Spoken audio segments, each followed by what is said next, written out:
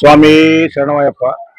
ప్రతి సంవత్సరము ఏప్రిల్ 14 ఇది కేరళ సంబంధించి ఉగాది అంటే విషు పండగ అంటారు. ప్రతి సంవత్సరం ఇది 14 వస్తుంది. ఎప్పుడున్నా రేర్గా 15వ తారీఖు వస్తుంది. ఇది బహుశా నాకు తెలిసి ఈ 34 ఏళ్ళలో 2 సార్లు మారింది. ఇది ఎప్పుడు 14వ తారీఖు ఏప్రిల్ 14 వచ్చి విషు పర్వదినం అంటారు. అంటే కేరళలో అక్కడున్న రైతులు వారి పొలాల్లో పండినటువంటి పంటలు అన్నీ తీసుకొచ్చి వాళ్ళ ఇంటి ఇష్టదైవాలకి వాళ్ళు ఈరోజు సమర్పించుకుంటారు. మనకు పెద్ద పండుగ ఎలాగో అలాగే అక్కడ ఉగాది రోజు వాళ్ళ ఉగాది రోజు స్వామివారికి కానుకలు సమర్పించుకుంటారు.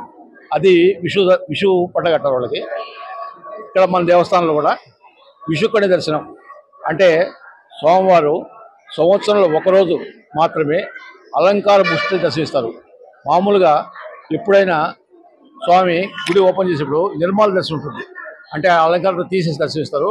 కానీ సంవత్సరంలో ఒకరోజు మాత్రమే ఈ ఏప్రిల్ 14వ తారీఖున స్వామివారు సర్వాలంకార భూషిపై దర్శిస్తారు. అదే విషుకణి దర్శనం అంటారు. దాన్ని దర్శనం చేయడానికి గాను నైట్ ఇక్కడ భక్తులు పడుకొని తెల్లవారితేనే కళ్ళు మూసుకొని అలాగే పోయి స్వామిని చూసి కళ్ళు ఓపెన్ చేస్తారు. అంటే స్వామివారిని దర్శనం ఈ సంవత్సరంలో కళ్ళు ఓపెన్ చేసి మొట్టమొదటి స్వామిని చూస్తారన్నమాట. అది విషుకణి దర్శనం అంటారు. ఈ విషుకణి దర్శనం రోజు ఈ దేవస్థానంలో వచ్చిన భక్తులందరికీ చిల్లర నాణాలు స్వామివారి ఇచ్చినట్టుగా మేల్శాంతి గారు అర్థం చేశారు. అలాగే భక్తులందరికీ అన్నప్రసాదం సేవా సమాజం వారు ఏర్పాటు చేస్తారు. స్వామి